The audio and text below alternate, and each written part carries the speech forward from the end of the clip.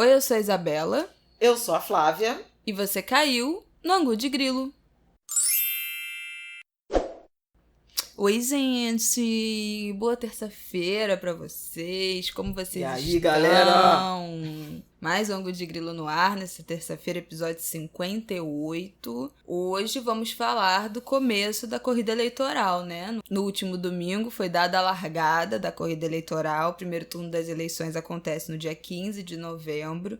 E aí serão 45 dias, não é isso, Flávia? De campanha, não é? Fazendo as contas, 27 de setembro até lá, achava que eram 50 dias, né? Não? Bom, não sei. Eu sei que, no caso, os candidatos estão falando 45 dias de corrida eleitoral. Então, mas tem que parar uns dias antes, não é isso? Por causa da boca de urna. É verdade. Então, pronto. Pode ser que seja isso. Vamos falar do início dessa campanha e alguns dados que já saíram sobre composição de candidatos, declaração racial, de gênero. E também, aí você fala porque... Sobre gente inelegível, né? Pistola. Sobre tapetão. Aliás, semana passada foi um sucesso, né? Flávia revoltada do nosso episódio. Vocês viram o que eu passo aqui nessa casa, que eu sou a pessoa mais calma dessa residência. E vocês viram a revolta da jornalista. Ah, gente, mas é difícil. Eu debato esse tema de cotas, não sei o quê, desde a conferência de Durban. Foi 2001. Tá, querido. 2 décadas Quando já eu cheguei era tudo mato. Falar disso. Pelo amor de Deus. Nada de modinha aqui, né, Flávia? Você é raiz. Agora.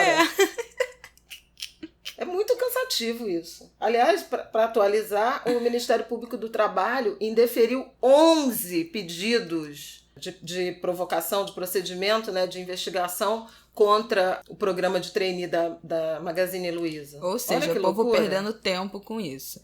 E a segunda coisa que a gente vai falar é a partir desse calendário eleitoral, né, da corrida eleitoral, e umas mudanças que estão para ser sancionadas, né, pelo presidente. Agora vai para a sanção do presidente. Do Código de Trânsito Brasileiro, a gente vai falar um pouco aqui sobre mobilidade urbana. E aí, a gente vai tentar nas próximas semanas, a depender dos assuntos que surjam nesse país, tentar fazer um debate mais macro, pensando nesses debates de eleição, né, que a gente vê os candidatos falando de mobilidade, de transporte, de segurança, de habitação, de saneamento, de educação, de saúde. Exatamente. E como a gente meio geralmente ambiente. Trata questões episódicas, né, fatos que acontecem durante a semana, a gente vai tentar ampliar um pouco mais, tornar esse debate mais geral, pensando nas eleições municipais e estaduais,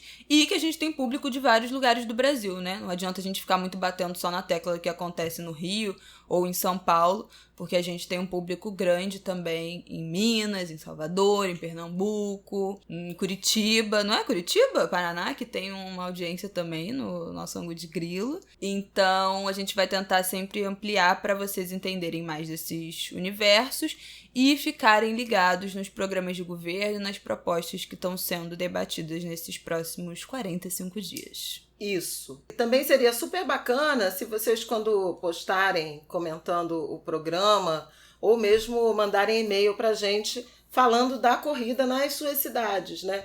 É claro que a gente observa muito mais Rio e São Paulo, porque tem mais visibilidade no noticiário, mas tem muita coisa acontecendo, e não só nas capitais, mas nas regiões metropolitanas. Vamos ver, alô São Gonçalo, alô Niterói, alô Duque de Caxias, Nova Iguaçu, alô ABC Salvador, Paulista. ABC Paulista, Recife o pau vai comer. Tá uma campanha muito interessante.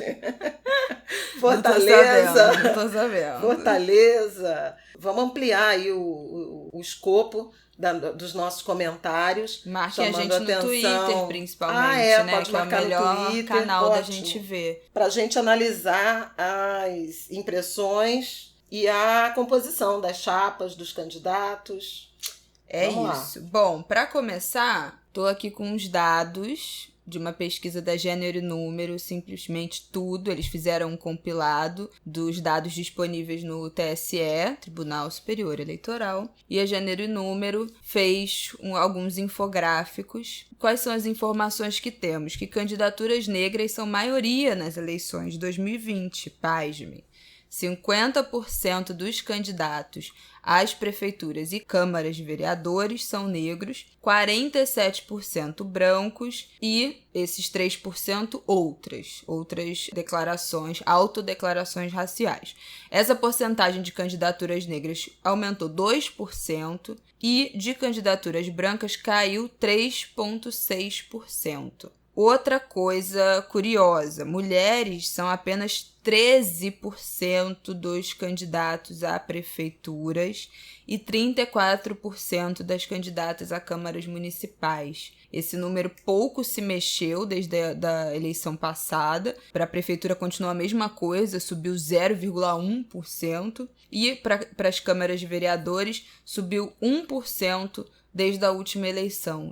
Então ainda está muito longe das mulheres serem a maioria nessas candidaturas, assim como são maiorias na composição da população brasileira, ainda que tenha uma obrigatoriedade de cota de candidatura feminina, não é isso, Flávia Oliveira?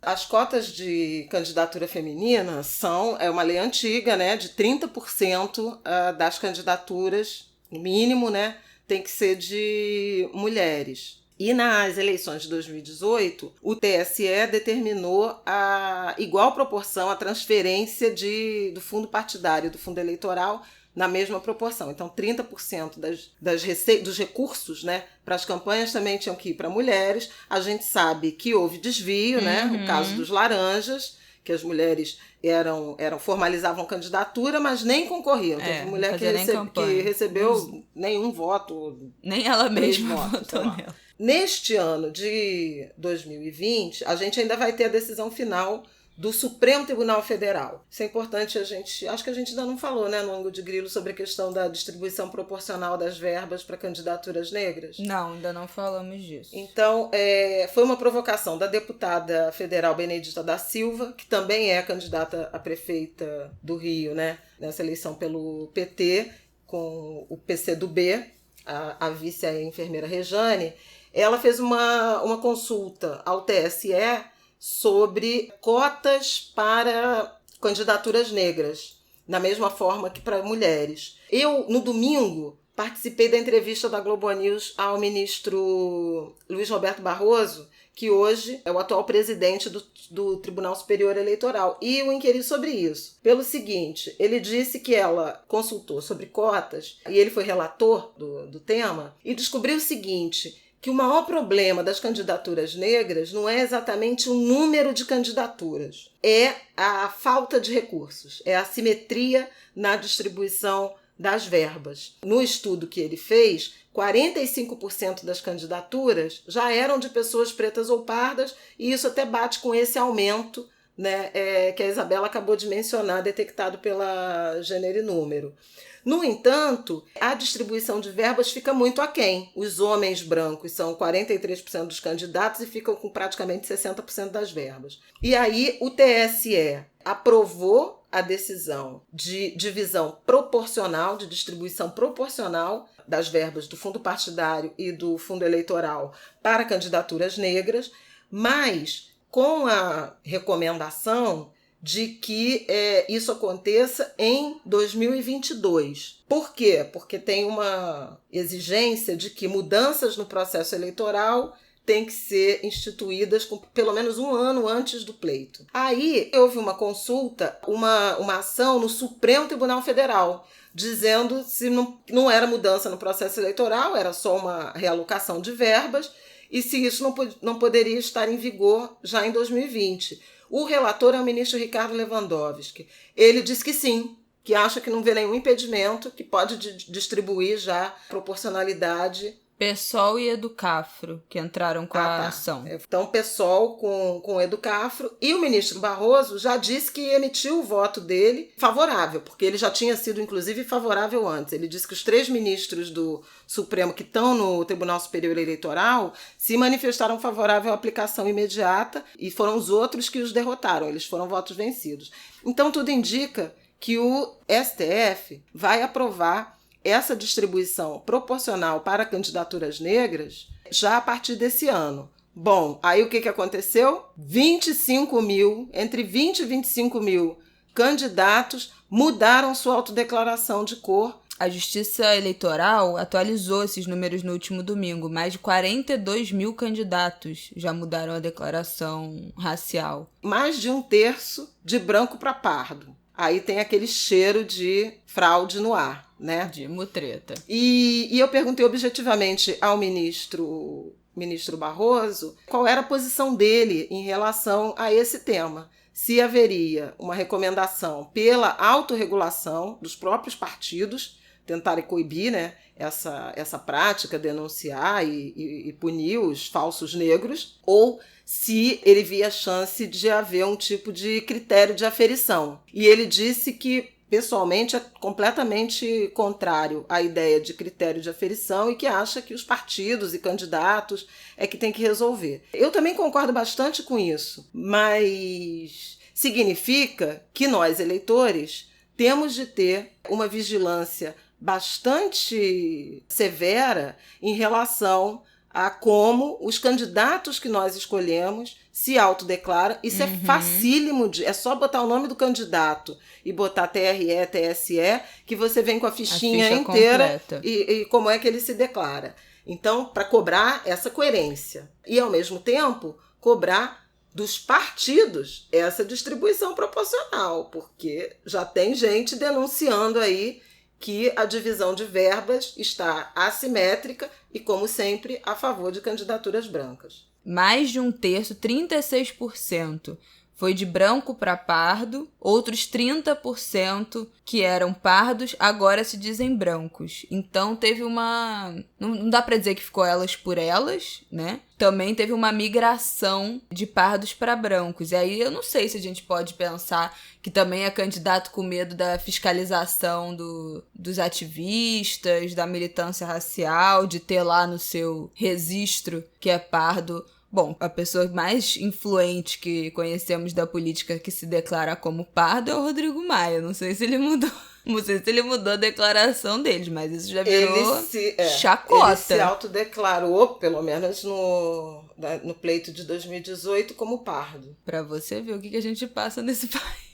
Eu não sei qual é o critério que ele usou, não sei se ele chegou a responder sobre isso, mas assim, a mãe dele é chilena, né? É a única explicação que eu tenho, latina. Mas assim, no caso ainda não é uma justificação, porque se ela for povos originários do Chile, indígena, né, de povos originários do Chile, a declaração dele poderia ser indígena. Bom, enfim, não vou entrar, né, não vamos entrar nessa discussão. Mas aí, pardo, né, é o mestiço, né?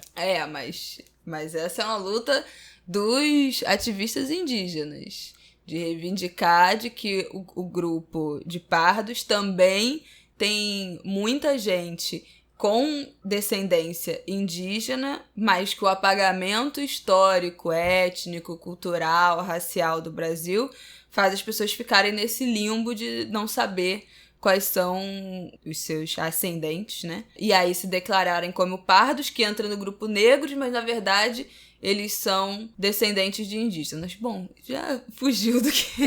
Pois é, já mudou completamente. Mudou completamente de assunto.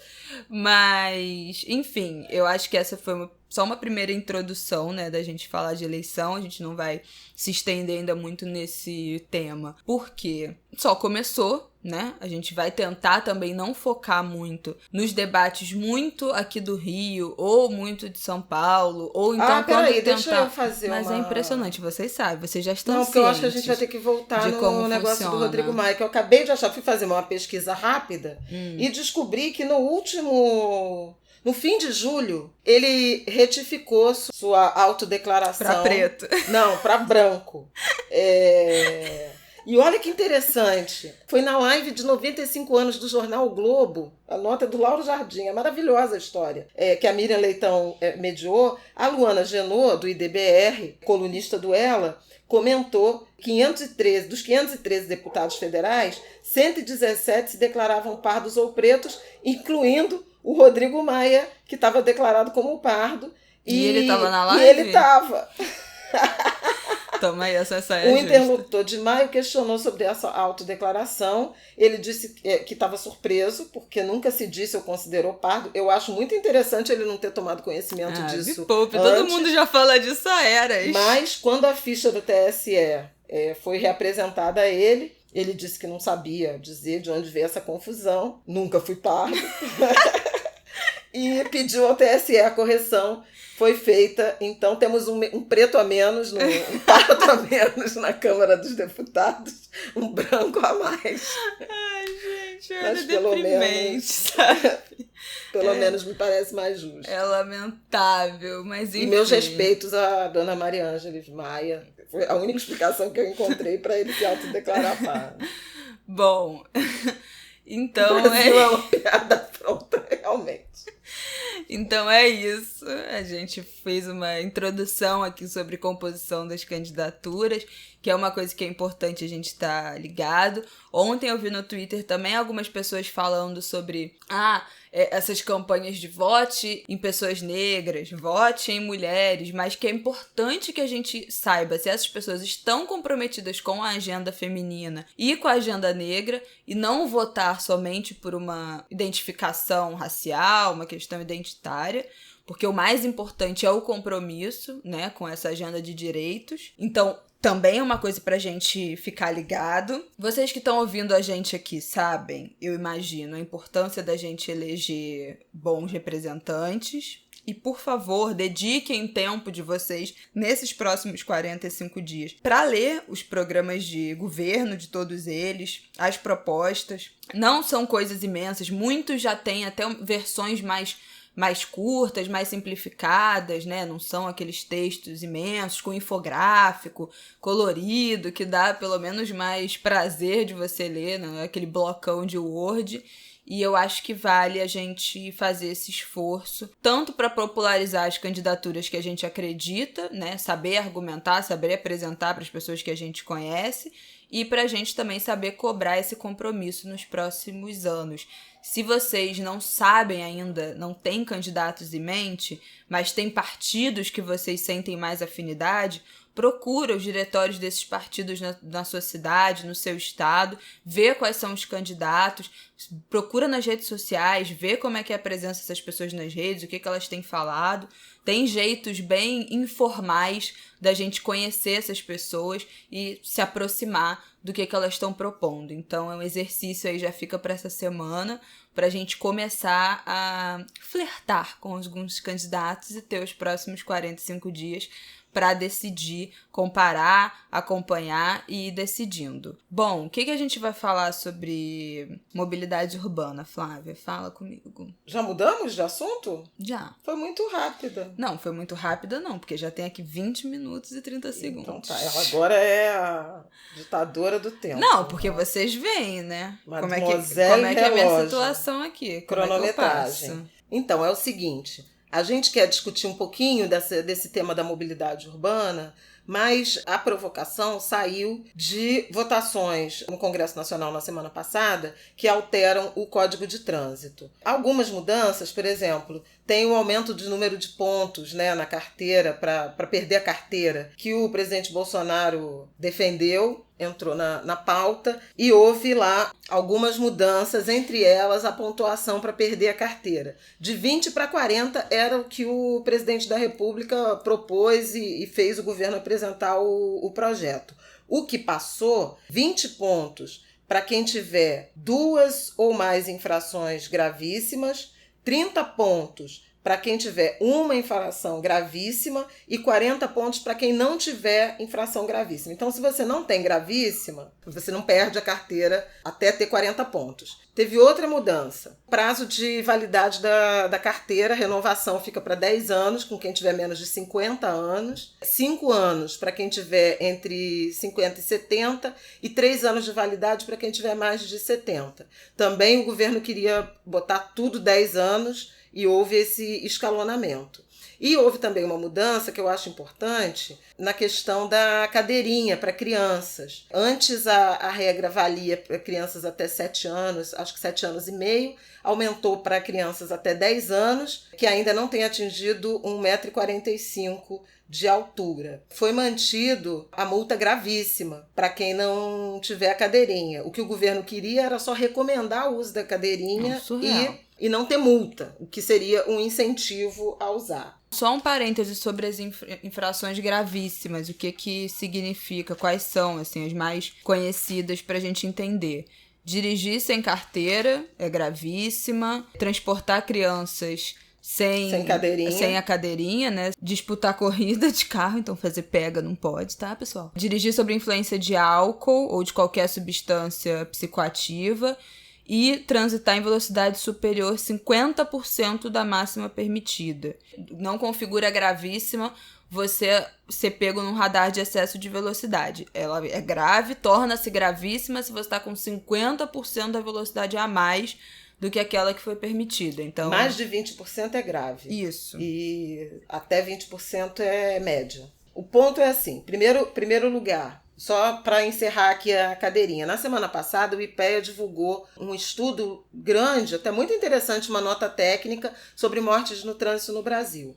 O Brasil, na América Latina, é o 9º em mortes no trânsito. É coisa pra caramba, gente. No ano de 2017, foram 38.651 mortes no trânsito. É uma tragédia. A maior proporção de vítimas tem entre 18 e 34 anos de idade. Ou seja, matamos nossos jovens também no trânsito, além dos homicídios que a gente já costuma falar aqui. A lei da cadeirinha, que entrou em vigor em 2008, reduziu o número de crianças mortas, né, crianças com menos de 14 anos, mortas no trânsito no Brasil, de 1971 para 1.292. 1971 foi o total de mortes de criança no trânsito em 2008, e em 2017 esse número tinha caído para 1.292. Então, me parece que é evidente que a regulação mais dura, determinando o uso da cadeirinha, ela salvou vidas de crianças, e os pesquisadores acham isso também. O outro dado é o dado absolutamente assombroso, alarmante,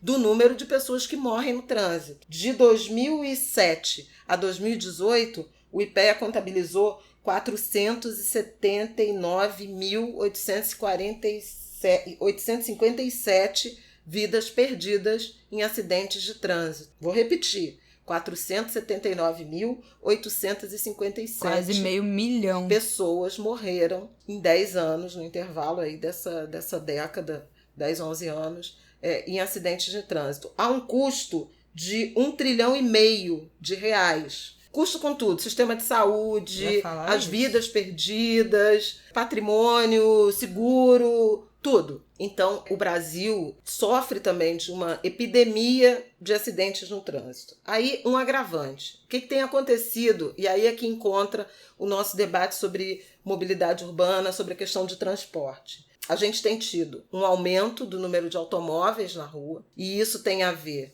um tanto com sobrevivência, trabalho e renda, a uberização literal, né, do mercado de trabalho, e a péssima qualidade dos serviços públicos de transporte coletivo. Segundo ponto, um aumento brutal de motos. No Nordeste, por exemplo, já faz anos isso, é um fenômeno. O jegue foi substituído por motos, principalmente jovens, sem habilitação, sem nada, circulam de moto livremente, sem capacete, sem nada.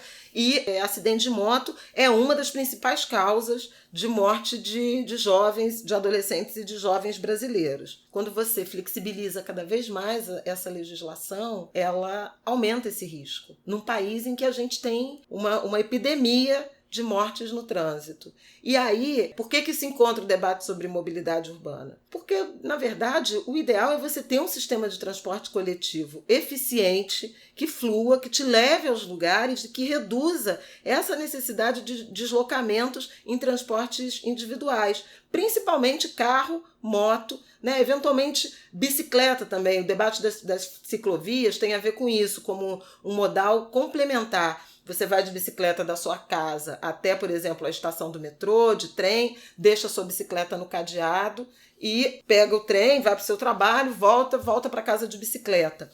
A gente não tem uma estrutura de ciclovia. As ciclovias, pelo menos no Rio de Janeiro, até vale a pena a gente tentar ver como é que as pessoas estão vendo isso de outras cidades, mas no Rio de Janeiro a ciclovia está muito mais relacionado a um uso para saúde e lazer, turismo, né? Uhum. E muito menos com o deslocamento relacionado à atividade produtiva. Prova disso é que você praticamente não tem uma estrutura de ciclovias na Zona Norte, na Zona Oeste. Né? As faixas de ciclovia, que são muito numerosas, elas estão basicamente nas praias, na Orla, na Lagoa, principalmente no eixo da Zona Sul e da Orla da Barra da Tijuca, sem falar no fracasso, no fiasco que foi a ciclovia da Niemeyer. Pelo amor de Deus. Que inclusive matou gente. Né? Morreu gente. Então, é para pensar de que forma que os candidatos, que as candidaturas, que os próprios parlamentares, futuros vereadores, estão vendo essa questão da mobilidade urbana, da integração entre esses modais e da sustentabilidade também, porque ainda se relaciona com o meio ambiente, quer dizer, menos carro, um transporte público mais limpo, mais eficiente, o estímulo ao uso de bicicleta, você vai ter também redução de emissões de gases do efeito estufa, então tem um efeito do ponto de vista da sustentabilidade, né, da preservação do meio ambiente, do acordo do clima, de tudo isso. Eu tenho umas observações a fazer. Você falou do aumento do número de carros nas ruas por essa uberização, né? A falta de trabalho, mercado de trabalho muito ruim, muito desemprego, as pessoas alugam carro para trabalhar de Uber. Mas também tem um fenômeno que eu me lembrei porque eu ouvi o podcast da Nath Finanças. O nome do podcast é Boletos Pagos. Ela fez um episódio sobre trabalho informal em que ela no primeiro bloco conversa com o líder dos entregadores antifascistas que geraram aquela paralisação, né, dos aplicativos, o break dos aplicativos e tal. E ele fala que ele já tinha trabalhado de motoboy, mas sofreu um acidente, quase morreu, largou a moto, foi trabalhar em outra coisa, mas perdeu o emprego e aí teve que voltar com a moto. Comprou uma moto, financiou uma moto ou alugou, já não me lembro mais. Voltou a trabalhar com moto, a fazer entrega nesse período de pandemia. Um pouco antes, na verdade, do início da pandemia, pelo que eu me lembre. Então, esse fenômeno também dos deliveries, né, que foram muito aquecidos nesse momento de pandemia, em que o desemprego aumentou muito, principalmente para os trabalhadores informais que contavam com as pessoas na rua, né, que vendiam coisa na rua, que vendiam comida, muito lugar que foi fechando, muita demissão em massa, também provavelmente deve ter tido um aumento de gente que voltou ou começou a trabalhar com moto com entrega, e aí mais moto na rua, mais acidente. Também acho que vale entrar nessa conta os entregadores que nem moto têm, né, que usam bicicleta alugada, dessas bicicletas de rua. Aqui no Rio a principal é a bicicleta do Itaú, em São Paulo, nas outras cidades eu não sei se também rola essas bicicletas que tem as estações na rua, você paga um valor mensal, retira a bicicleta e fica usando. Tem muito entregador que faz entrega em distâncias minimamente curtas, né? Ficam ali rodando em bairros pelos aplicativos com bicicleta. E isso também é acidente de trânsito, né? Você está disputando a rua com carro, com moto, porque não tem ciclovia para que você ande com segurança. Aqui no Rio, pelo menos, isso é muito comum. Então, acho que a gente pode pensar em 2 acréscimos aí desses índices que podem até surgir aí nos próximos anos, dessa questão de moto, de bicicleta e tal. A partir disso, podem aparecer nas próximas pesquisas, né, durante esse momento de pandemia. Mas é fato que no momento que o isolamento estava mais forte no início da pandemia, os acidentes diminuíram muito. E eu sei disso. Acho que até saiu pesquisa, né, na época da queda do número de acidentes de trânsito. Sim. Mas eu sei disso porque o Rafael, né, meu digníssimo esposo, ele trabalha em UTI e ele recebia muita gente ferrada de acidente de carro, acidente de moto principalmente, todo quebrado, não sei o que, traumatismo craniano, nananã. E assim que começou a pandemia, até nos hospitais que ele não estava na UTI de Covid, né, exclusiva para paciente com Covid, reduziu muito, ele nem via mais as pessoas vítimas de acidente. Sumiu durante alguns meses. Foi um efeito esperado do isolamento social. Quando começou a afrouxar o isolamento, na mesma semana que diminuiu, que teve aquelas drásticos assim, em agosto, fim de julho e tal, na mesma semana começou a voltar. Politrauma de moto o tempo todo. Vai ter alguma incongruência aí nesses dados, que à medida que pode ter subido um pouco, também diminuiu porque tinha menos gente na rua, enfim, as pessoas ficaram mais em casa. Mas eu acho que é importante a gente pensar essa questão da mobilidade pelo fator dos gastos de saúde, né, que minha mãe já citou, o gasto no SUS que é absurdo, até porque acidente de trânsito, acidente de rua, você pode ter o plano de saúde que você tiver, mas você é removido para o hospital público. Vai ser SAMU.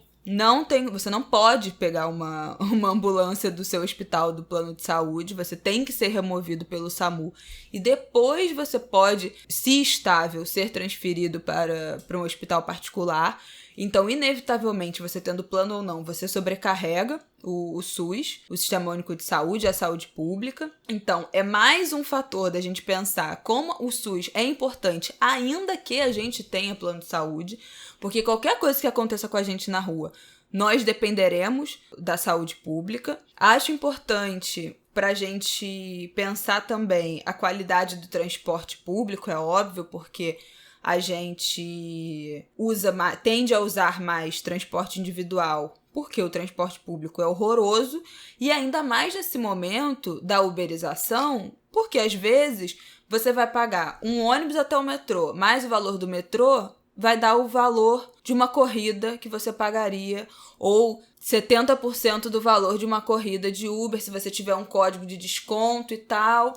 Às vezes o desgaste, você entra no, só mais um Uberzinho, é o mesmo preço, é quase o mesmo preço, R$1, R$2 mais caro vale a pena do que pegar um metrô, do que pegar um ônibus. No fim do mês a gente sabe o estrago que isso faz na conta bancária, mas também faz a gente pensar, precisa fazer a gente pensar sobre como essas pessoas que trabalham nesses serviços de aplicativo também estão sendo mal pagas, porque também estão precarizadas. Também estão precarizadas. Porque né? Você andar de carro por um preço quase equivalente ao de passagem de ônibus e metrô. Não é possível que não faz sentido, né? Do ponto de vista econômico. Exatamente. Mas os serviços públicos também são caros, né? São superfaturados. As passagens de ônibus... Principalmente péssimas. Exatamente. Né? Passagens de ônibus, as passagens de metrô são péssimas. E aí entra no fator do conforto. Você ter um carro só para você, ou até você fazer até essas corridas compartilhadas, né? Que sai ainda mais barato do que pegar um transporte com conforto, com ar-condicionado, ou você pegar um transporte lotado. É óbvio que isso não se inclui para pessoas que moram longe dos centros urbanos, dos lugares de trabalho, dos grandes centros da cidade, e aí inevitavelmente tem que pegar o transporte público, porque ainda que esses aplicativos paguem muito mal os seus terceirizados, ainda assim seria um valor inviável. Volta essa discussão da qualidade dos transportes, como isso é uma coisa que não tem fim, não tem solução no Brasil. No Rio de Janeiro, a linha do metrô é uma linha reta, então de uma ponta a outra você demora 2h30 sentada dentro do metrô, é uma coisa que não tem o menor cabimento. E nem nessa linha reta você tem uma estrutura racional de alimentação, porque... Né? Não você tem poderia direto, não tem direto, né? Não tem. Ônibus ou van despachando pessoas para as estações do metrô. Não. E, na verdade, a gente tem, inclusive, aqui no Rio, não sei como é que é em outros estados, mas aqui no Rio a gente tem uma obsessão por uma só condução, né? Origem e destino. Sim. Então, você tem, uma linha que é Gávea-Niterói, sabe assim? Que tipo é assim, 40 não faz o menor quilômetros. sentido, né? Muitas. Um percurso. Tem linhas inteiras da região metropolitana que saem da região metropolitana e vêm até o centro da cidade. Isso é tipo 50 quilômetros. Um ônibus que faz uma viagem de 50 quilômetros. E que não é um ônibus de viagem. É bom Isso deixar não existe claro. em vários países que tem, Ônibus por exemplo, de linha, Nova normal. York, né? Se você observa, por exemplo, o metrô, ele vai para tudo quanto é canto, não sei o quê, e os ônibus fazem percursos tipo só a Quinta Avenida. Sim. Só não sei o quê. É uma direção em que meio que você desce do metrô e faz um percurso muito curto. Sim. Né? E eventualmente tem até bastante turista, porque aí tá vendo a cidade de cima. Exatamente. É uma outra lógica. Eu acho que até São Paulo dá pra gente dizer que tem um metrô que faz mais sentido, né? Sim, você faz o metrô de São Paulo baldeação. é muito mais... As linhas se cortam, então você consegue cortar caminho, entre aspas, fazendo a baldeação. Você desce uma estação, pega outra linha de outra cor, de outro número, e corta um caminho de uma ponta a outra de uma linha que não faz o menor sentido. O metrô de São Paulo é muito maior e muito mais capilarizado, né, do que o do Rio, não tem nem comparação realmente. Outra coisa que eu queria falar, que eu acho que vale a pena a gente refletir, quer dizer, é uma tendência, gente, as cidades mais modernas do mundo, elas têm um sistema de transporte muito eficiente. Bom, se a gente falar de Tóquio, um sistema de transporte sobre trilho, que é o verdadeiro conceito de transporte coletivo, é trem e metrô, né? Não é ônibus, porque ônibus atravanca, ocupa espaço de rua, Sim. espaço público. Essa é uma coisa. Então, essa é uma tendência, inclusive do ponto de vista não só de eficiência, mas de sustentabilidade. É uma tendência que te permite morar mais distante, ter mais qualidade de vida. Se você tiver um sistema de transporte mais eficiente, você pode morar em Santa Cruz, né? E ter uma baita casa em Santa Cruz, se você tivesse um sistema de trem ou metrô que garantisse que em 20 minutos, meia hora, que é meio o tempo tolerável, né? Abaixo, pelo menos em torno de meia hora, é o que um sistema de transporte que não te tiraria qualidade de vida. Se você pudesse pegar um trem e estar no seu local de trabalho em meia hora, mas significa ter eficiência, qualidade, né? Refrigerado. E, na verdade, o que a gente vê aqui no Rio, no Brasil, quanto mais distante, né, das áreas centrais, pior vai sendo a qualidade do equipamento, né, do transporte público. Então vai estar o ônibus sem ar-condicionado, o trem sem porta, né, sem segurança, superlotado, as estações deterioradas. Então esse é um debate importante. A última coisa que eu acho que vale a pena falar é o significado do carro, né, do carro e da moto. Porque a gente está falando tudo isso do que é um sistema de transporte coletivo, ideal, bem desenhado, mas tem também uma dimensão de carro e moto tem um sentido de realização pessoal, né, de empoderamento, é um bem, né? De patrimônio e de autonomia. Por exemplo, tirar uma carteira de motorista para uma mulher tem um significado de emancipação, de autonomia, porque esse era quase um mundo exclusivamente masculino. Eu queria que a Isabela falasse disso, porque eu comecei a dirigir com 30 anos e ainda hoje eu tenho carro e não abro mão do meu carro, muito por esse sentimento também da autonomia, sabe? De eu me guiar. A Isabela quis aprender a dirigir, mas a gente conhece vários homens e jovens homens que nunca se interessaram em dirigir. E a Isabela tinha uma reflexão importante sobre ter aprendido a dirigir, até por uma questão de segurança, por medo de assédio. Então, acho que vale a pena também trazer essa dimensão.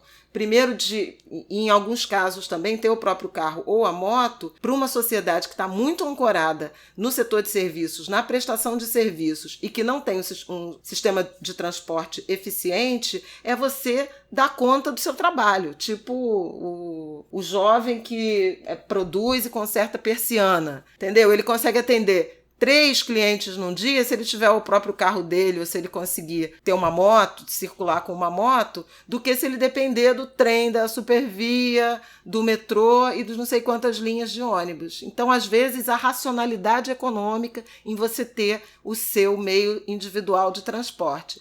Porém, do ponto de vista coletivo, do ponto de vista urbano, do ponto de vista de organização das cidades, é uma tragédia. Acho que tem várias questões sobre isso do carro. Acho que para as mulheres tem um significado que eu consigo enxergar muito, que é o de evitar, ou tentar pelo menos evitar, driblar episódios de assédio, né? Se você é uma mulher que anda no transporte público, a gente sabe a quantidade de assédio que acontece em transporte público lotado ou vazio, de como os homens se aproveitam desse ambiente. A gente sabe como é muito perigoso para as mulheres andarem em carro de aplicativo, porque é basicamente você entrando sozinha no carro de um estranho, ainda mais quando é à noite, indo para um lugar que você não conhece e tal. Então, acho que tem uma questão de segurança quando a gente fala nesse viés, que aí os homens não enfrentam, né? Acho que óbvio que tem uma questão de qualidade de vida, é muito diferente você estar 2 horas no engarrafamento dentro de um ônibus sem ar-condicionado dentro do seu carro ainda,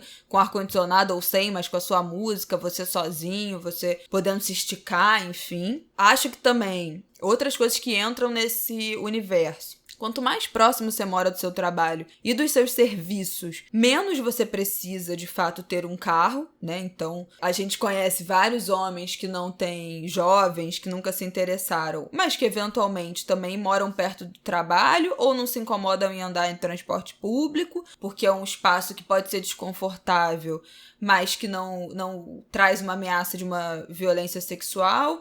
Dependendo se anda fora dos horários de pico, de rush, também é minimamente ok, consegue fazer esse trajeto num tempo aceitável, num conforto aceitável e não pensa em atribuir a esse gasto. E eu acho que também tem uma questão que são outros tipos de acesso. Quando eu penso em famílias principalmente de periferia, de subúrbio, às vezes tem um carro para a família, né? E aquele carro, durante a semana, é o carro que leva o pai ou a mãe para o trabalho, ou os filhos, o pai e a mãe, né, para a escola e para o trabalho, vai deixando cada um em seu destino. Eventualmente é o carro que o pai vai buscar a filha em algum lugar, o pai ou a mãe buscar a filha em algum lugar de madrugada, ou levar para o ponto de ônibus, ou levar até a estação de trem ou de metrô, para evitar que ela fique andando na rua sozinha, para garantir um pouco mais de segurança a essa mulher jovem. É o carro que eventualmente vai socorrer alguém da família até um hospital, né? Porque o posto de saúde que fica perto ou as unidades de saúde que são perto não são boas o suficiente, então esse vai ser o carro que vai socorrer alguém ou algum vizinho. Essa é uma cena muito comum, gente. Alguém passa mal, chama aquele vizinho que tem carro. Todo mundo que frequenta, que convive, que conhece alguém da periferia do subúrbio sabe essa figura, que é a pessoa que tem carro que pode levar até um hospital. Eu tenho uma história emblemática disso, que foi o nascimento da Carolina, né? Que era um vizinho taxista que levou a Kika pra maternidade. Ana Carolina, minha filhada, que eu amo, minha filha mais velha. E a Kika, todo mundo sabe quem é a Kika, né? Pelo amor de Deus. Se não sabe, senão eu vou apurar. Ouve de novo. Então, eu acho que o carro também tem outros sentidos de autonomia. E no fim de semana, do lazer, né? De levar essa família até a praia, que às vezes é distante de onde mora, até um parque. É o carro que entra a família inteira, que entra a avó, que entra primo, sobrinho, e que vai levar essa família para buscar algum lazer que fica concentrado perto dos centros, não necessariamente comerciais, mas os centros turísticos, de onde gira a grana dos bairros mais ricos da cidade. Então, acho que o carro tem muitos significados ainda para muitas famílias. Acho que para as famílias pobres ou de classe média baixa, ainda tem muito significado, não só como propriedade, mas como possibilidade de acesso, né? De você ter mais acesso a trabalho, a lazer, à saúde. Então, mais coisas que esse debate de mobilidade estão ligadas. Mas é óbvio que para quem mora perto desses serviços, quem mora perto de tudo que precisa, carro deixa de valer a pena, né? Principalmente se você for comprar um carro zero ou com pouco uso, a gasolina que tem subido de preço loucamente nos últimos anos, já foi até tema nosso aqui em algum momento, teve a greve dos caminhoneiros, que eu acho que foi o mais emblemático, né, do preço dos combustíveis e tal, em 2018, se não me engano. E seguro, se você for contratar seguro numa cidade como o Rio de Janeiro, que é absolutamente violenta, que os índices de roubo de carro são altíssimos, é uma fortuna. Então, assim, na verdade, é super caro ter um carro. E ainda mais fazer autoescola é caríssima, é uma coisa que aumentou de preço também nos últimos anos. Então eu acho que, óbvio que a gente ainda tá falando de uma nesga da sociedade que tem condição de manter um carro, ainda que seja um por família, ainda que seja um carro antigo e tal, ainda que não tenha seguro. Isso ainda é um recorte, mas como é importante a gente pensar, a gente perceber que ainda hoje ter um transporte individual significa ter muito mais acesso ao que você precisa, desde trabalho até saúde, até lazer. E como a gente deveria estar indo no contrário disso, né? No oposto disso, que são as tendências de países de fato desenvolvidos, não ainda em desenvolvimento, como o Brasil. Então, é isso que eu queria dizer para finalizar esse negócio do carro. Eu gosto de dirigir, eu me sinto muito mais segura eu dirigindo a qualquer hora do dia ou da noite do que eu pegando um carro ou pegando um transporte público. Eu, ainda que tenha trânsito, enfim, é obviamente muito mais confortável. Eu tirei minha carteira com 19 anos, adoro dirigir, mas também faço trajetos curtos, né? Não fico 200 horas em trânsito cruzando a cidade, importante pontuar isso.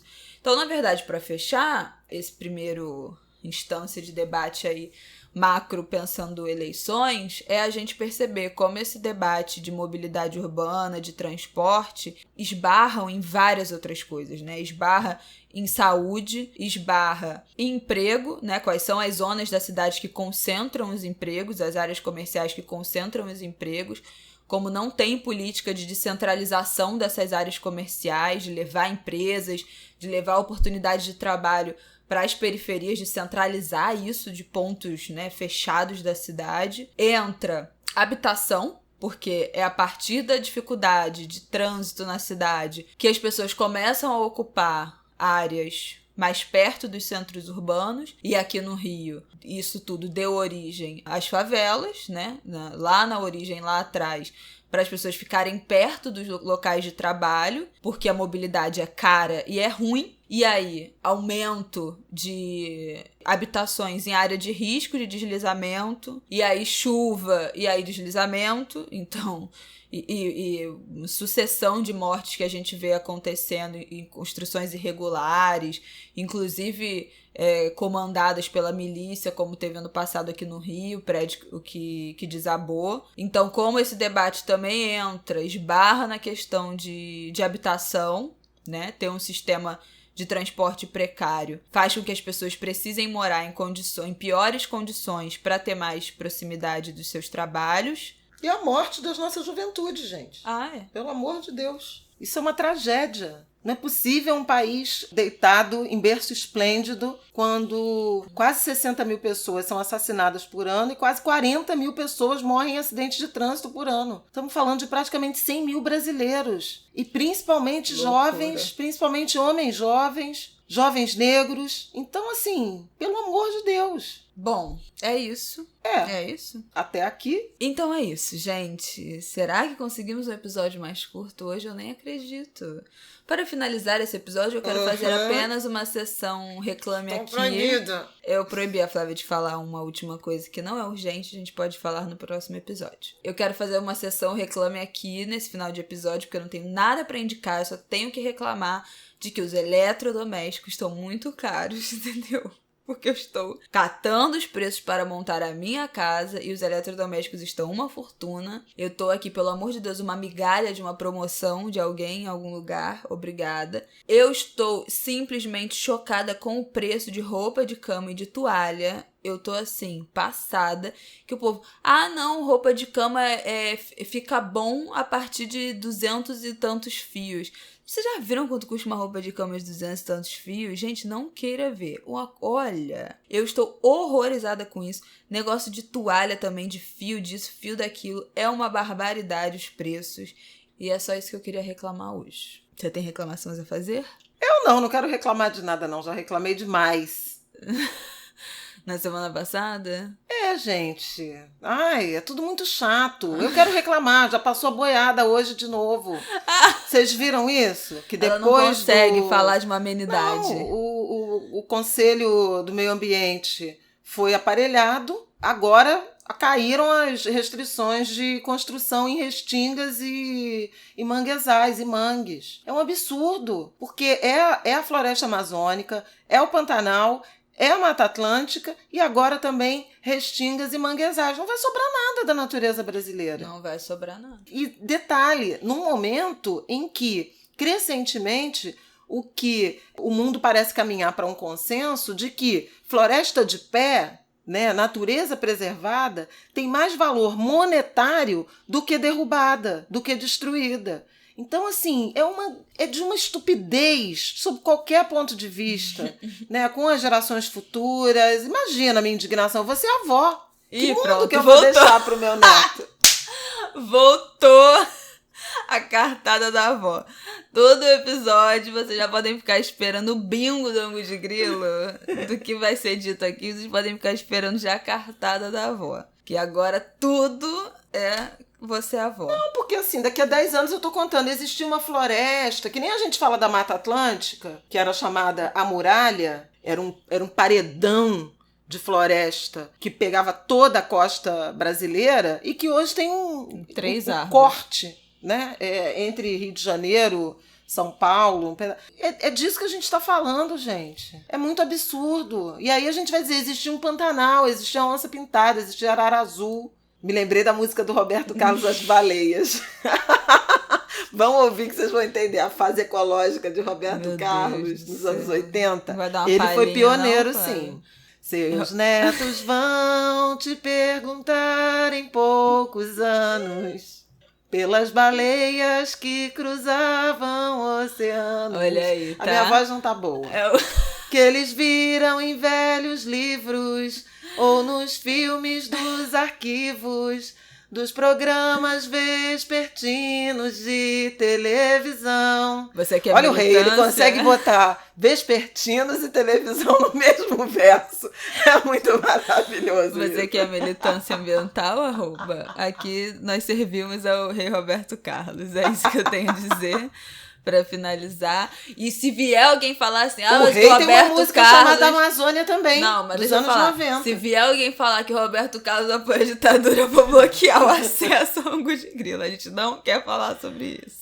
Todo mundo sabe, deixa a gente curtir as músicas do rei. Mas o Roberto Carlos, ao mesmo tempo que foi omisso, concordo. Mas escrotizou ele compôs... o Tim Maia, todo mundo sabe disso também. Mas ele compôs debaixo dos caracóis dos seus cabelos. Que é uma música pro Caetano Veloso que tinha sido exilado. Aliás, Narciso em Férias, é a recomendação, né? Mas tu já não... O documentário, e saiu o livro. E debaixo dos caracóis de seus cabelos, um dia areia branca, seus pés irão tocar. É a volta do Caetano, do exílio. Ou seja, militou. Janelas e portas vão se abrir pra ver você chegar. E ao se sentir em casa... sorrindo vai chorar. Realmente. Debaixo dos caracóis dos seus cabelos, tá. Uma história pra contar de um mundo tão distante. Isso é Caetano no exílio, gente. E em resposta, Caetano compôs Força Estranha pro rei. Ih, outra história, deixa para outro programa. Pois é, daqui já virou karaokê. Músicas da nossa vida. Deus. A gente tinha que fazer esse, né? A gente já fez o Livros da Nossa Vida. Ih, tem muito. Fica a dica aí pra minha licença maternidade, que aliás, se vocês tiverem sugestões do que a gente fazer, nesse período, também agradecemos. É isso, gente. Um beijo, até semana que vem, tá? Gente, olha, eu não tava preparada, não tava aquecida, viu? Cantei assim de improviso, me perdoem. Quem sabe faz ao vivo, Flávia. Então fiz. Ao vivo é capela. Viva Tereza Cristina, meu amor. Beijo, gente. Até semana que vem. Até que vocês me animaram um pouco dessa vez. De nada, tá? Beijo, tchau.